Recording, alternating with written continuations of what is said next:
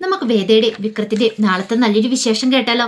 അതിനു മുമ്പായി ആദ്യമായി കാണുന്നവരുണ്ടെങ്കിൽ ചാനൽ ഇഷ്ടപ്പെട്ട ഒന്ന് സബ്സ്ക്രൈബ് ചെയ്യാൻ മറക്കരുത്. വീഡിയോ ഇഷ്ടപ്പെടുവാണ് ലൈക്ക് ചെയ്യാനും നിങ്ങളുടെ വിലയേറിയ അഭിപ്രായങ്ങൾ രേഖപ്പെടുത്താനും മറക്കരുതേ. അപ്പൊ നമുക്ക് നേരെ നമ്മുടെ വിശേഷത്തിലേക്ക് പോയാലോ? നാളത്തെ വിശേഷത്തില് കമലയുടെ കണ്ണു കലയും കിടക്കുന്ന കണ്ടപ്പോ വേദയ്ക്ക് സഹിച്ചില്ല. വേദ ചോദിച്ചു, എന്താ അമ്മേ? അമ്മയ്ക്ക് എന്തു പറ്റിയതാ? അമ്മ കരഞ്ഞെന്ന് തോന്നല്ലോ. ഒന്നുമില്ല, എനിക്കൊരു കുഴപ്പമില്ല. പെട്ടെന്ന് വേദ പത്മയോട് ചോദിച്ചു, എന്താ അമ്മേ? അമ്മ വലുതും പറഞ്ഞോ? ഞാനെന്ത് പറയാൻ? ഞാനൊന്നും പറഞ്ഞില്ല. കമല പറഞ്ഞു, അതിന് പത്മ എന്ത് പറയാനായിട്ടാ? പത്മ ഒന്നും എന്നോട് പറഞ്ഞില്ല. നിനക്ക് വെറുതെ തോന്നാ മോളെ, ഞാൻ കരഞ്ഞൊന്നുമില്ല. പക്ഷെ വേദയ്ക്ക് മനസ്സിലായി അമ്മേ തൻ്റെ സ്വന്തം പെറ്റമ്മയും തമ്മിൽ എന്തൊക്കെയോ ഒരു സംസാരം ഉണ്ടായിട്ടുണ്ട്. അതിൻ്റെ ഫലമായിട്ട് അമ്മ കരഞ്ഞിട്ടുമുണ്ട്. എന്താണെന്നറിയില്ല, അമ്മയുടെ ഉള്ളിലൊരു വേദന തട്ടിയിട്ടുണ്ട്. ഒരുപക്ഷെ അമ്മയോട് അത്ര മോശമായിട്ട് എന്തെങ്കിലും പെരുമാറി കാണുമോ? ആ സമയത്ത് കമല പറഞ്ഞു, അത് ഞാൻ സംസാരിച്ചിരുന്ന് കുടിക്കാനൊന്നും എടുത്തില്ല, ഞാൻ കുടിക്കാൻ എടുത്തോണ്ടിരാ. പത്മ പറഞ്ഞു, വേണ്ട, ഇവിടം വരെ വന്നിട്ട് ഒരു ഗ്ലാസ് ചായയെങ്കിലും കുടിക്കാതെ പോകുന്ന എങ്ങനെയാ? അതും പറഞ്ഞിട്ട് കമല പെട്ടെന്ന് അകത്തേക്ക് കയറിപ്പോയി. ആ സമയം ദീപ്തോട് ചേച്ചിക്ക് വേദനയുണ്ടോ കൈക്കൊക്കെ?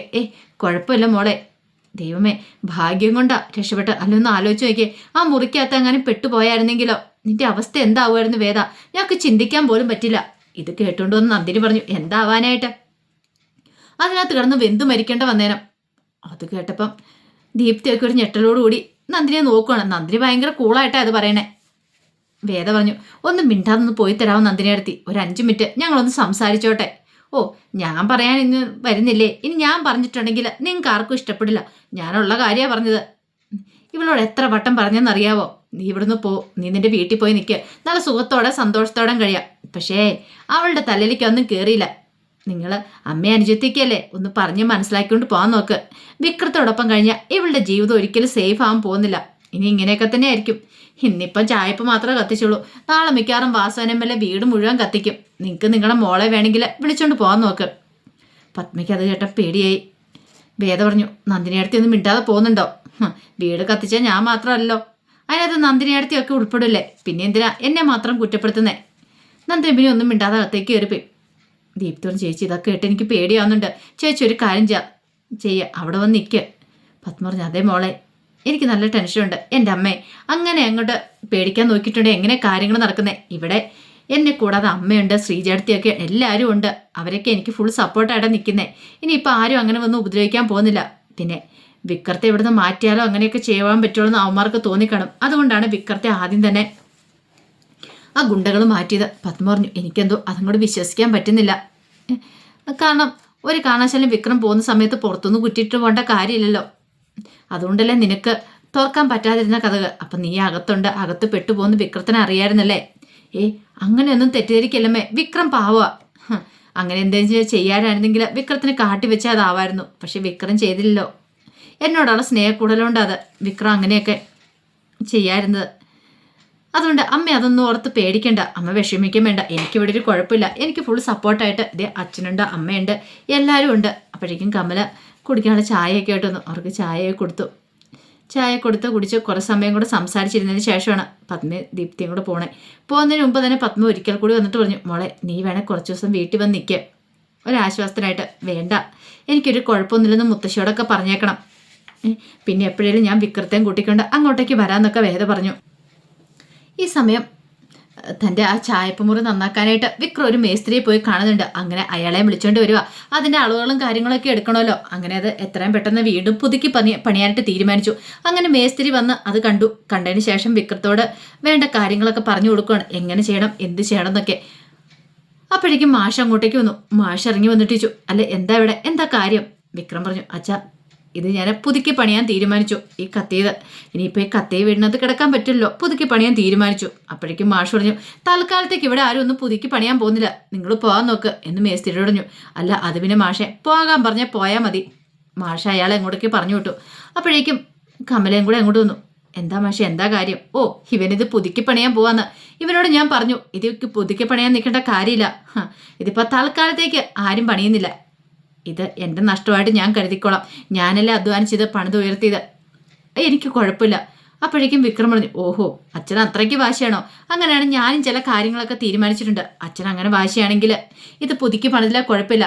ഈ കത്തി അമർന്നതിനകത്ത് ഞാൻ കിടന്നോളാം. ഇനി മുതൽ ഞാൻ അങ്ങനെ ആയിരിക്കും കിടക്കാൻ പോകുന്നത്. അതും പറഞ്ഞിട്ട് വിക്രം അങ്ങോട്ടേക്ക് ഇറങ്ങിപ്പോയി. വിക്രത്തിന് വീട്ടിലിരിക്കാൻ തോന്നിയില്ല. വിക്രം നേരെ കവലയിലേക്ക് വീണ്ടും പോവുകയാണ്. ആ സമയത്ത് മാഷ് പറഞ്ഞു, കണ്ടില്ലേ അവൻ്റെ അഹങ്കാരം കണ്ടില്ലേ? അപ്പോഴേക്കും കമല പറഞ്ഞു, എന്താ മാഷ് ഇത്? അത് പുതുക്കി പണിയാണ്, പണിയുന്നല്ലായിരുന്നു നല്ലത്. പുതുക്കി പണിയുന്നത് അവന് അതൊന്നും നടക്കുന്ന കാര്യമില്ല കമലെ. അതിനെക്കുറിച്ച് ഓർത്ത് നീ എന്താണെങ്കിലും ഇനി വിഷമിച്ചിട്ടും കാര്യമില്ല. കഴിഞ്ഞത് കഴിഞ്ഞു. എനിക്ക് എന്നോട് ഒട്ടും താല്പര്യമില്ല പുതുക്കി പണിയാനായിട്ട്. അങ്ങനെ മാഷും കമല അകത്തേക്ക് കയറി വന്നപ്പോൾ വേദ ചോദിച്ചു, അച്ഛൻ്റെ ഈ പൈസ ഇല്ലാത്തതുകൊണ്ടാണ് അച്ഛൻ അങ്ങനെ പറയണേ.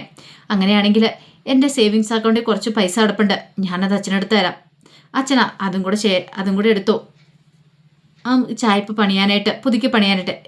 അതിൻ്റെ ഒന്നും ആ കാര്യമില്ല മോളെ, അതിൻ്റെ ആവശ്യമില്ല. അതങ്ങനെ തന്നെ കിടക്കട്ടെ. ആ തൽക്കാലത്തേക്ക് പുതുക്കി പണിയാൻ ഞാൻ തീരുമാനിച്ചിട്ടില്ല. അവൻ്റെ ഓർമ്മയ്ക്കായിട്ട് അത് കിടക്കട്ടെ. ഇത്രയും കാലം ഞാൻ വളർത്തി വലുതാക്കിയതല്ലേ, അപ്പം എനിക്ക് എന്തേലും ഇത് വേണ്ടേ? അത് കാണുമ്പോൾ എനിക്ക് അവനെക്കുറിച്ചുള്ള ചിന്തകൾ എൻ്റെ മനസ്സിലേക്ക് വരും.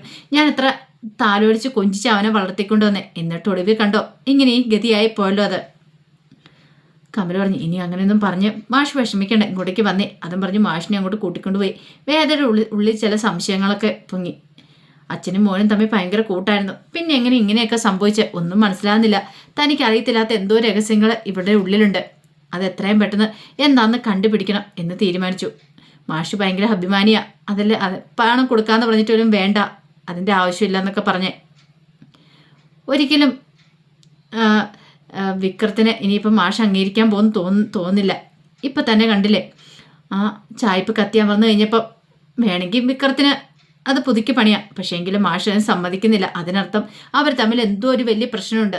ആ പ്രശ്നം എന്താണെന്ന് അറിഞ്ഞാൽ മാത്രമേ ഇതിനൊക്കെ ഒരു പരിഹാരം കണ്ടെത്താൻ സാധിക്കുള്ളൂ. അല്ലെങ്കിൽ അച്ഛനും മോനും തമ്മിൽ എന്നും ഇങ്ങനെയൊക്കെ തന്നെയായിരിക്കും. അതോർത്തപ്പം നല്ല സങ്കടം ഉണ്ടായി വേദയ്ക്ക്. ആ സമയം ശ്രീനിവാസ് സാറിനെ കാണാൻ വിക്രം ചെന്നു കഴിഞ്ഞപ്പം ശ്രീനിവാസൻ ചോദിച്ചു, എടാ നിന്നോട് ആ മെഡിസിൻ എല്ലാം കൂടെ കത്തിക്കാൻ ആരടാ പറഞ്ഞേ? അല്ല അത് പിന്നെ ശ്രീനിവാസ് സാറേ, എടാ ഒന്ന് നശിപ്പിച്ചാൽ പറയുന്ന, കത്തിച്ച് കളയേണ്ട കാര്യം ഉണ്ടായിരുന്നോ? ആ ഗോഡൗണിന് തീരേണ്ട കാര്യം ഉണ്ടായിരുന്നോ? അതെ സാറേ, അങ്ങനെ ചെയ്തില്ലെങ്കിൽ വീണ്ടും അവന്മാർ അത് തന്നെ ചെയ്യും. എടാ അന്നും പറഞ്ഞുകൊണ്ട് ഇപ്പം കണ്ടില്ലേ അവന്മാർ കയറിയില്ലേ പണി തന്നിരിക്കുന്നേ. അതൊന്നും കുഴപ്പമില്ല സാറേ, ഞാൻ കാര്യങ്ങളൊക്കെ പുഷ്പം പോലെ ഡീൽ ചെയ്തോളാം, എനിക്കത് പ്രശ്നമില്ല. എന്നാലും എടാ അതിനകത്ത് ആ വേദ കിടന്നിട്ട് വേദയ്ക്ക് എന്തെങ്കിലും സംഭവിച്ചായിരുന്നെങ്കിലോ നാളെ നീ മരണത്തിന് ഉത്തരവാദിത്തം പറഞ്ഞാലും. നിനക്ക് ഇത്രയൊക്കെ ബുദ്ധിയും വിവരമൊക്കെ ഉള്ളല്ലേ, എന്നിട്ടോ ഒരുത്തനാണ് ബൈക്കേന്ന് ഇങ്ങനെ വന്ന് കോപ്പറയും കാണിച്ചു കഴിഞ്ഞപ്പോൾ നീ ആ പിന്നാലെ ഓടേണ്ട കാര്യം ഉണ്ടായിരുന്നോ? നിനക്ക് അതിനുള്ള ബുദ്ധിയും വിവരവും പോലെ ഇല്ലാതെ പോയോ? അല്ല അത് പിന്നെ സാറേ ഞാൻ പെട്ടെന്ന് അങ്ങനെ ആലോചിക്കണം വിക്രം. നമ്മൾ ഒരടി മുന്നോട്ട് വെക്കാൻ നമ്മൾ ആലോചിച്ചിട്ട് വേണം വെക്കാനായിട്ട്. അല്ലാതെ സ്വന്തം ഇഷ്ടപ്രകാരം തോന്നിയാസം അല്ല ചെയ്ത് കൂട്ടണ്ടേ. അതിൻ്റെ ഫലം എന്ന് പറഞ്ഞാൽ വളരെ വലുതായിരിക്കും. നമ്മൾ ഓരോ സ്റ്റെപ്പ് എടുത്ത് വെക്കുന്നതിന് മുമ്പ് നമ്മൾ ചിന്തിച്ചോ വെക്കാവുള്ളൂ. പിന്നെ കുറേ സമയം സംസാരിച്ചിട്ട് വിക്രം അവിടെ നിന്ന് പോരുവാണ്. അപ്പം വിക്രത്തിൻ്റെ ഉള്ളിൽ ഒരു ചിന്ത മാത്രമേ ഉള്ളൂ, വാസവനെ എങ്ങനെയും തകർക്കണം. തൻ്റെ കുടുംബത്തെ തകർക്കാൻ ശ്രമിക്കുന്നവൻ അവന്. അപ്പോൾ അവനെ വെറുതെ വിടാൻ പാടില്ല. തൻ്റെ ഭാര്യയ്ക്ക് വേദയ്ക്ക് ആപത്ത് സംഭവിച്ചിട്ടുണ്ടെങ്കിൽ അതിൻ്റെ പിന്നിൽ അവനായിരിക്കും. എന്നിട്ട് അവൻ നല്ല വെള്ള ചമഞ്ഞ് വന്നിരിക്കുന്നു. അതൊക്കെ ഓർത്തിട്ട് വിക്രം വീട്ടിലേക്ക് തിരികെ വരുന്നേ. ആ സമയത്ത് രാധ വരുന്നുണ്ട്. അപ്പം രാധയും ചായപ്പ് കത്തിയെന്നൊക്കെ അറിഞ്ഞ കൂടുതൽ വിവരങ്ങളൊന്നും അറിയത്തുണ്ടായിരുന്നില്ല. രാധ അങ്ങോട്ട് വന്നു കഴിഞ്ഞപ്പോൾ നന്ദിനി ഇറങ്ങിച്ചെന്നു. ആഹാ ഇതാര് രാധയോ, കണ്ടോ രാധേ എന്നൊക്കെ പറഞ്ഞ് കാണിച്ചു കൊടുക്കണം. എന്നാലും നന്ദിനി അടുത്തി ഇതെങ്ങനെ സംഭവിച്ചു? എന്താ സംഭവിക്കാനാ? ഇവിടെ ഒരുത്തിയുണ്ടല്ലോ ഒരു വേദ, അവൾ കാരണം സംഭവിച്ച, അല്ലെങ്കിൽ ഇത്രയും കാലമായിട്ട് ഇങ്ങനെയൊക്കെ സംഭവിച്ചിട്ടുണ്ടോ? ഇല്ലല്ലോ, ആദ്യത്തെ സംഭവമല്ലേ. ഇനി മിക്കവാറും ഇന്നിത് നാളെ ഞങ്ങളായിരിക്കും ഇവിടെ കത്തി അമരുന്നേ. ഞങ്ങളെ രക്ഷിക്കാനായിട്ട് ആരും കാണത്തില്ല. അപ്പോഴേക്കും രാധ പറഞ്ഞു ഇങ്ങനെയൊന്നും പറയരുത് നന്ദിനി ചേച്ചി എങ്ങനെ ടെൻഷൻ അടിക്കുന്നത് എന്തിനാ? പിന്നെ ടെൻഷൻ അടിക്കാതെ എന്ത് ചെയ്യാൻ പറ്റും? ഇപ്പം തന്നെ കണ്ടില്ലേ ആ വേദ അതിനകത്തുണ്ടായിരുന്നു. എന്നിട്ടോ അവൾ തലനാരിഴയ്ക്കല്ലേ രക്ഷപ്പെട്ടത്. കൃത്യസമയത്ത് വിക്രം വന്നു. അല്ലായിരുന്നെങ്കിൽ അവൾ അതിനകത്ത് കിടന്ന് കത്തിക്കരിഞ്ഞ് പോയാനും. അപ്പോഴേക്കും രാധയുടെ മനസ്സിൽ വന്നേ, അവൾ കത്തിക്കരിഞ്ഞ് പോവായിരുന്നെങ്കിൽ തനിക്ക് വിക്രത്തെ കിട്ടിയാനോ. ഇനി ഇവൻ വിക്രത്തിൻ്റെ ആ കുടുംബക്കാരുടെ കണ്ണീര് കണ്ടാലും കുഴപ്പമില്ല, തനിക്ക് ജയിക്കണം, അല്ലെങ്കിൽ തനിക്ക് വിക്രത്തിനെ കിട്ടണം എന്നൊരു ചിന്ത മാത്രമേ രാധയുടെ മനസ്സിലുണ്ടായിരുന്നുള്ളൂ. രാധ ഇങ്ങനെ ആലോചിച്ച് നിൽക്കുന്നുണ്ടപ്പം നന്ദിനി ചോദിച്ചു, അല്ല എന്താ രാധ കാര്യം എന്താ? ഞാൻ ചുമ്മാ ഓരോന്നൊക്കെ ആലോചിച്ചാ. അല്ല എന്നിട്ടിപ്പോൾ എങ്ങനെയുണ്ട്? അവൾക്ക് കുഴപ്പമൊന്നുമില്ല. അല്ല വിക്രത്തിന് വല്ല അപകടം പറ്റിയോ? അവിടെ നിന്ന് ചെറുതായിട്ട് അവൻ്റെ കൈ അവിടെ ഇവിടെയൊക്കെ പൊള്ളിയിട്ടുണ്ട്, അല്ലാതെ വേറെ കുഴപ്പങ്ങളൊന്നും സംഭവിച്ചില്ല. രക്ഷപ്പെട്ടു. ഞാൻ ആ പാട്ട് ടെൻഷൻ അടിച്ച് വരുവേ. വിക്രത്തിനെ വിളിച്ചിട്ടൊരു കോളും എടുത്തില്ല. അതാണോ കാര്യം? വിക്രം മിക്കവാറും ആ വർക്ക്ഷോപ്പിൽ കാണും, അല്ലെങ്കിൽ ആ കവലയിൽ എവിടെയെങ്കിലും കാണും, ചെന്ന് നോക്കാൻ പറയും. അങ്ങനെ അത് കേട്ട പാടി കേൾക്കാത്ത പാതി രാധ അങ്ങോട്ടേക്ക് പോവാണ്. രാധ എന്നിപ്പോൾ വിക്രമോടെ ഇരിക്കുന്നുണ്ടായിരുന്നു. വിക്രത്തിനടുത്ത് നിന്ന് ഭയങ്കര സെന്റിമെന്റ്സ് ഒക്കെ അടിക്കണം. എന്നാലും ഒരു വാക്ക് പോലും വിക്രമേട്ടൻ എന്നോട് പറയാൻ തോന്നിയില്ലല്ലോ. ഇത്രയും വലിയ പ്രശ്നങ്ങളൊക്കെ ഉണ്ടായിട്ട് എന്തെങ്കിലും സംഭവിച്ചു പോയായിരുന്നെങ്കിലോ എന്നൊക്കെ പറഞ്ഞ് ആകുലതപ്പെടുവാണ്. അത് കേട്ടപ്പോൾ വിക്രം പറഞ്ഞു, അതെ ഒന്നും സംഭവിച്ചില്ല. പിന്നെ എൻ്റെ കാര്യം നോക്കാൻ എനിക്കറിയാം. എൻ്റെ ഭാര്യയുണ്ട്. അതുകൊണ്ട് നീ അതിൻ്റെ ഇടയ്ക്കിലേക്ക് തലയിടാൻ വരണ്ട. പറഞ്ഞത് കേട്ടല്ലോ എന്നൊക്കെ പറഞ്ഞ് രാധയെ ചീത്ത പറയാണ്. അപ്പോഴേക്കും രാധ പറഞ്ഞു, അയ്യോ വിക്രമേട്ട ഞാനതിനൊന്നും പറഞ്ഞില്ലല്ലോ. വേണ്ട, നീ കൂടുതലൊന്നും പറയണ്ട. നീ പറഞ്ഞ കാര്യം കേട്ട കാര്യമൊക്കെ ഞാൻ വ്യക്തമായിട്ട് അറിഞ്ഞു. എന്നെ ശ്രീനിവാസ് സാറിനെ തെറ്റിക്കാൻ വേണ്ടിയിട്ട് അവൾ കൊണ്ട് പരാതി കൊടുക്കുമെന്ന് അങ്ങനെയൊക്കെയല്ല നീ പറഞ്ഞേ. അല്ല അത് പിന്നെ വിക്രമേട്ട ഞാൻ കൂടുതലൊന്നും പറയണ്ട. പറഞ്ഞത് കേട്ടല്ലോ. എൻ്റെ കൺമുന്നിൽ പോലും കണ്ടുപോയേക്കല്ലോ. മര്യാദയ്ക്ക് പൊയ്ക്കോണം എന്നൊക്കെ പറഞ്ഞ് ചീത്ത പറയാണ്. ഒടുവിൽ രാധ വിഷമിച്ച് അങ്ങോട്ടേക്ക് പോയി. ആ സമയം വേദ ചില തീരുമാനങ്ങളെടുത്തു. എത്രയാന്ന് പറഞ്ഞാലും വിക്രത്തിനെ കുറിച്ചുള്ള കാര്യങ്ങളൊക്കെ അറിയണം. ഇനിയിപ്പോൾ അത് മനസ്സിൽ വെച്ചിരുന്നിട്ട് കാര്യമില്ല. എന്താ ഏതെങ്ങനെയാന്ന് ആരോടും ചോദിച്ചാൽ മതിയാവുള്ളൂ. അങ്ങനെ അതിനെക്കുറിച്ച് അറിയാൻ ശ്രീജയുടെ അടുത്തേക്ക് പോവാണ്. ഇനിയിപ്പോൾ നാളത്തെ ഫുൾ വിശേഷം വന്നു കഴിയുമ്പോൾ പറയാം ശ്രീജയുടെ അടുത്ത് പോയിട്ട് അത് പറഞ്ഞോ, അതോ ഇനിയിപ്പം വേറെ ആരെങ്കിലും ആണോ വിക്രത്തിന് പൂർവ്വകാല ചരിത്രങ്ങളൊക്കെ പറയണേ. അപ്പോൾ അതിൻ്റെ വിശേഷങ്ങൾക്കായി നമുക്ക് എല്ലാവർക്കും കാത്തിരിക്കാം കേട്ടോ. ഒരിക്കൽ കൂടി എല്ലാവർക്കും ശുഭരാത്രി നേർന്നുകൊണ്ട് നിർത്തുന്നു. നന്ദി.